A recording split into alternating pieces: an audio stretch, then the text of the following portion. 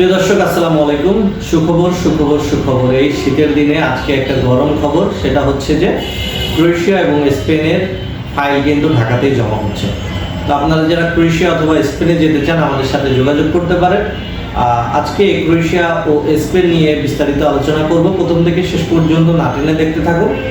আর আমাদের দর্শকদের উদ্দেশ্যে বলি, আপনারা যদি আমাদের চ্যানেলে নতুন হয়ে থাকেন অবশ্যই চ্যানেলটা সাবস্ক্রাইব করে পাশে থাকা বেল আইকনটি ক্লিক করে দিবেন, যাতে আমাদের ভিডিওটি সবার প্রথমে আপনি পেয়ে যান। তো চলুন ভিডিওটি শুরু করা যাক।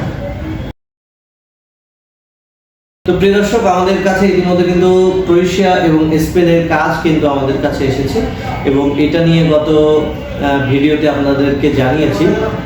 তারপরেও আজকে এই ভিডিওর মাধ্যমে আরও একটু ডিটেলস আপনাদেরকে জানানোর চেষ্টা করব।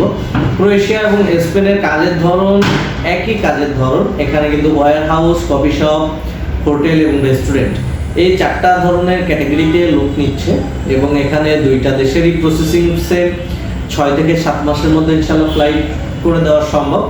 ক্রোয়েশিয়ার ক্ষেত্রে অতিরিক্ত যে ডকুমেন্টসটা প্রয়োজন সেটি হচ্ছে police clearance, passport, NID card ও 4 কপি হোয়াইট ব্যাকগ্রাউন্ডের ছবি।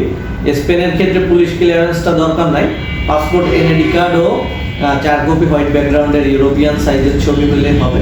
বেতন একই, 800 থেকে 1200 ইউরো স্টার্টিং বেতন হবে। 1 বছরের ভিসা হবে, ভিসা রিনিউ করতে পারবেন, টিআরসি পেয়ে যাবেন। বয়সসীমা 18 থেকে 45 বছর পর্যন্ত থাকছে।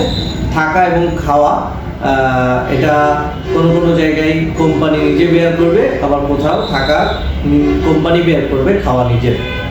ডিউটি টাইম 8 ঘন্টা, ওভার টাইম বেতনের 1.5 গুণ, এটা কিন্তু আপনারা পাবেন। তো সব মিলায় স্পেন ও ক্রোয়েশিয়া কিন্তু ঢাকাতে জমা হচ্ছে। অলরেডি আমরা কিন্তু ফাইল জমা নেওয়া শুরু করেছি। অলরেডি আমরা স্পেনের ফাইল জমা নিয়েছি এবং আমরা কাজ করছি। আপনারা নির্ভয়ে আমাদের কাছে কাজ দিতে পারেন, আমাদের অফিসে আসতে পারেন। আমাদের অফিসের ঠিকানা যশোর মনিহার সিনেমা হল কমপ্লেক্সের 2য় তলা, মনিহার যশোর। সরাসরি চলে আসেন আমাদের অফিসে। আর যদি কোনো প্রশ্ন থাকে আমাদের নাম্বার দেওয়া থাকবে ভিডিও ডিসক্রিপশনে, সরাসরি ফোন করে আপনার প্রশ্নের উত্তরগুলো জেনে নিতে পারেন। তো আজকের ভিডিও এখানে শেষ করছি। সকলে ভালো থাকবেন, সুস্থ থাকবেন। আল্লাহ হাফেজ।